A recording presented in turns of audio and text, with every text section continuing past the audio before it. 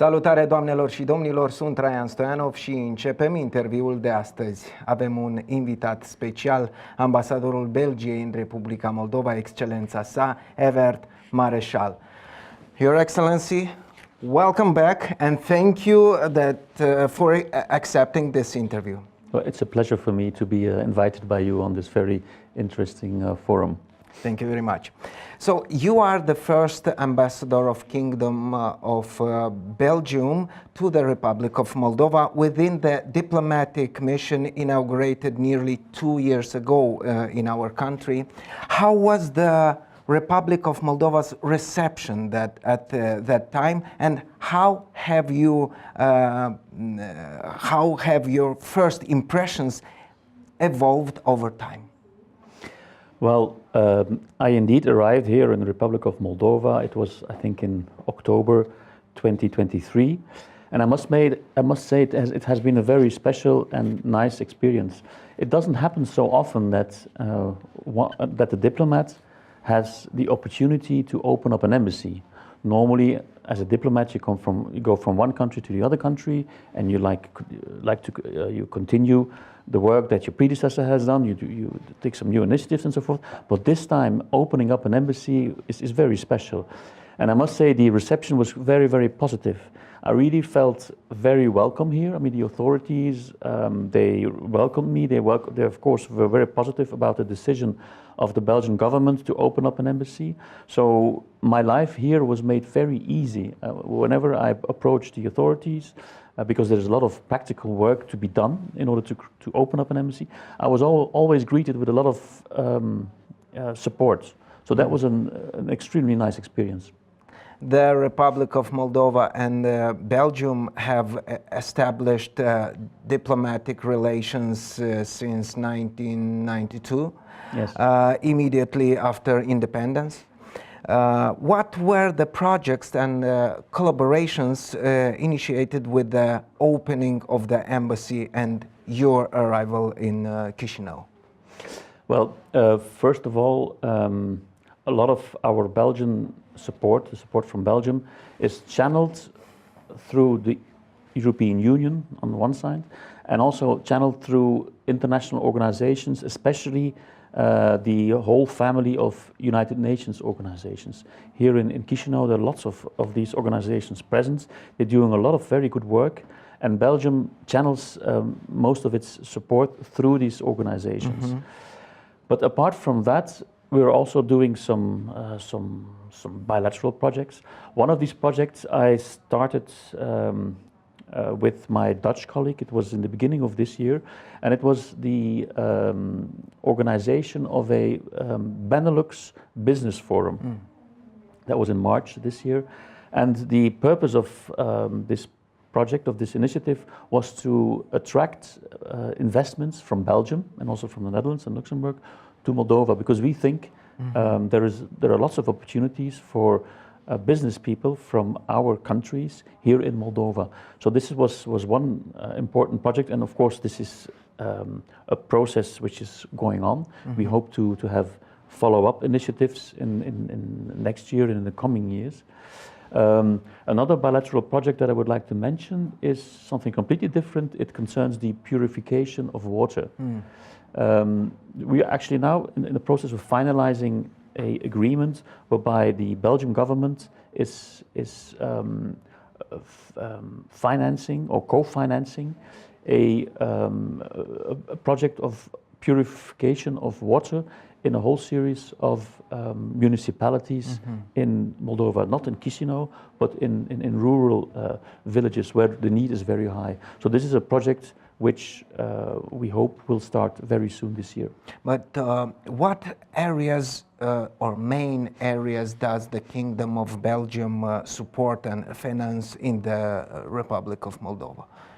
Well, my mission here as an ambassador of Belgium is to strengthen bilateral relations in many sectors. I already mentioned economic, in economic field.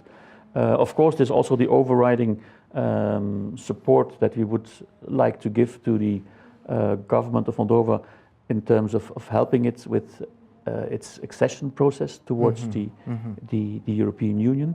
And then I would also like to establish or to strengthen cooperation in like people-to-people fields, especially like universities and so. I think there is lots of things to gain if students and professors from the universities of both our countries are exchanged. And also in other cultural domains, I would like to take initiatives. But of course, I just came here actually 1.5 years ago. The embassy was actually opened only last year, so it takes also a lot of effort to get things running. Mr. Ambassador, Belgium, being one of the founding countries of the European Union, with a vast experience in decision-making in EU enlargement, what recommendations does it have for Republic of Moldova, and which has already been negotiated EU accession for a year? Well, I think the most important thing is, I mean, if you want to be a member of the European Union, there's a lot of homework to be done. And the best thing to do, I think, is that the authorities, the government, continue the work that they have been doing now, which has been very positive. There has been great strides have been done towards accession. And so I think it's very crucial to keep this commitment. If this commitment is kept, then also the momentum is kept, and then the accession to the European Union will become something very, very concrete and nearby.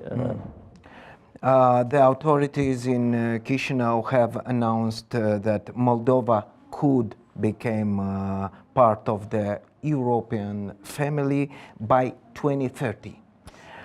Do you think that within 5 years we can adopt laws and implement the necessary reform to enable integration? Well, what I'm seeing now is that there are huge steps that have been done by the authorities in preparing accession. So if this momentum is kept, I think accession will become something very realistic in the near future. It's of course very difficult to pin a date on possible accession because it remains a very big project.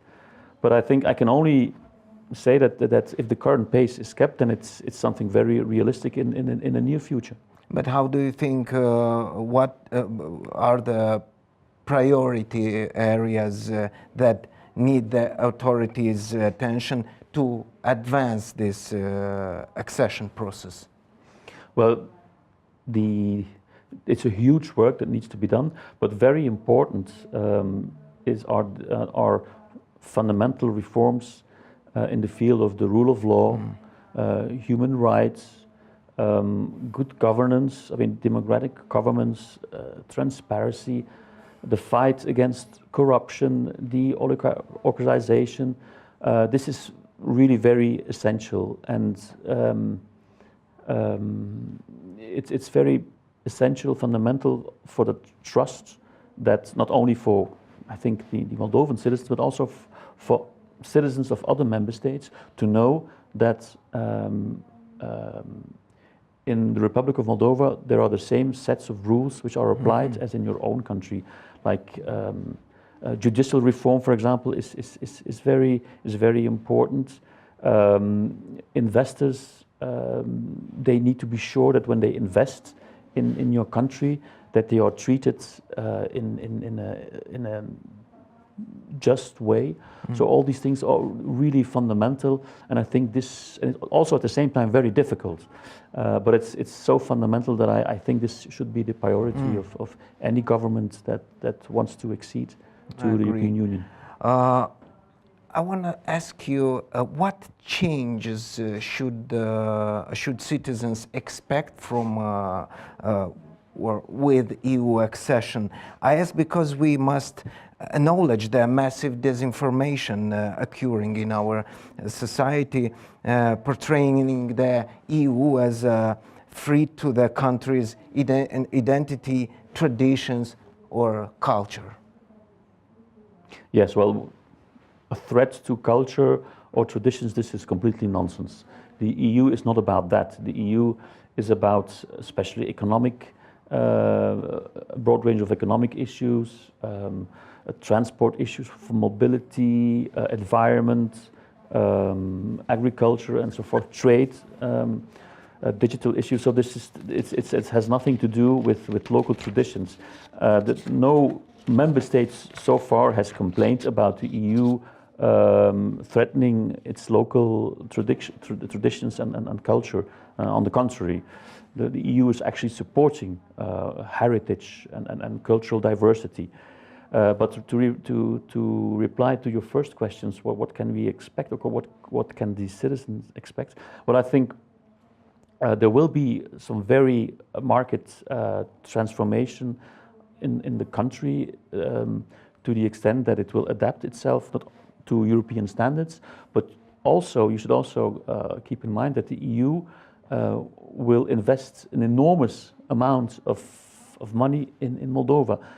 Actually, this week, or was it last week, there has been an agreement on the so-called growth plan of the European Union, which will bring 1.9 billion, so almost 2 billion euros of investment into the country.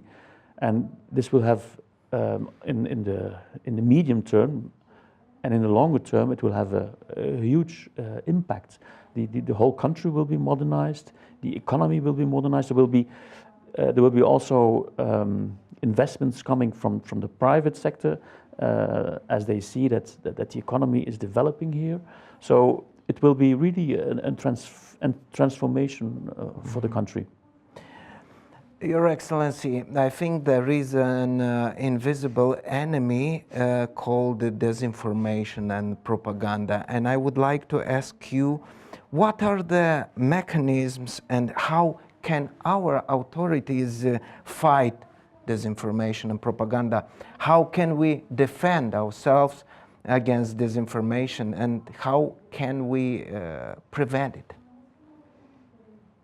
Yes, disinformation is actually indeed a threat which we see in all of our countries, even more and more. I think what is very important for authorities is first of all to get itself organized in terms of establishing a Stratcom center, which is actually done here in Moldova not so very long ago. One needs to be organized between government institutions, how to tackle disinformation. What is very important also is to have a monitoring system which detects disinformation and which allows the authorities to react. And then a third priority, I think, for any country that is confronted with disinformation is actually in schools and that is media literacy. So young people, but also older people, anyone needs to be media literate. It means it needs to have the skills to detect disinformation, to examine the information which he or she is confronted with, to see where does it come from. Is it from a reliable source? What is this picture about? So all this is something very important that needs to be taught at schools and high schools in all of our countries, I think. And also an important priority in terms of making yourself resilient as a citizen, against disinformation is independent media. Citizens should have access to media which are reliable, which are independent, which are not influenced by outside forces, by lobbies and so forth. So that is also, I think, a very important thing to do. I'm not sure if the data is still accurate, but 2 years ago, Belgium was ranked 14th among investors in the Republic of Moldova with 50 enterprises operating in our country. Please correct me if anything has changed since then. Well, I don't know the exact number, but of course we have seen an increase in investments and activities from Belgian companies here in Moldova. And I am also actually quite optimistic as regards the future. First of all, we see all these economic reforms going on in Moldova. These are economic reforms which align the country with the economic system that we know in the EU. So this will give more trust to potential investors to come to Moldova. And then apart from that, I mean, Moldova has also very good assets. It has a good university, so there are lots of skilled people. Compared to, for example, Belgium or other EU countries, it's also relatively cheap. So the cost factor for investors is very attractive as well. Then I also mentioned the fact that a huge funding is now being invested in Moldova, which will modernize the economy and which will also allow companies from for example, Belgium and other EU member states to contribute by partnering with Moldovan companies and implementing common projects in the field of, for example, transport, mobility, or agriculture and so forth. So I see lots of opportunities. But how about the war at our country's border? Can this have the impact in the investment domain? How do you think is still Moldova attractive to Belgian business people with this problem at the border? Well, I think the war does have an impact in the sense that some people might be, some potential investors might be deterred by the war that is going on in Ukraine. Others are less deterred because they see there is no direct threat to Moldova, but still it brings insecurity in the whole region. This is one reason why this terrible war needs to be stopped as quickly as possible. Your Excellency, what do you believe are the strengths of the Republic of Moldova, and how or with what services could our country become attractive to foreign citizens? Well, I think, as I mentioned before, Moldova has a lot of skilled people, and I heard from Belgian business people already that it's sometimes easier to find skilled people that they need in Moldova than in other European member states. And they're not only skilled; they're also less expensive for them. And then, as I mentioned, also that there's this whole enormous funding from the European Union, which is being invested here in Moldova, which attracts business people from Europe. Moldova has also some sectors in which it already has a reputation. For example, the whole digital sector. It has fiscal incentives also to attract people, investors to, for example, the digital sector, but also to a whole range of other strategic sectors where investors get a part of their investments reimbursed. So, and then a final asset for Moldova is, I think, the whole prospects of the reconstruction of Ukraine. Ukraine has been devastated by this horrible war. But the European Union is determined to contribute to its reconstruction. And I think Moldova, because of its geographical situation, is very well placed to, and also because of its skills, its assets, is very well placed to contribute to the reconstruction of Ukraine. Mr. Ambassador, thank you one more time for accepting our invitation and thank you for all your support. Thank you. Thank you very much. It has been a pleasure. Doamnelor și domnilor, ați urmărit interviul cu ambasadorul Belgiei în Republica Moldova, Excelența sa Evert Marechal. Eu vă mulțumesc pentru atenție și ne revedem data viitoare.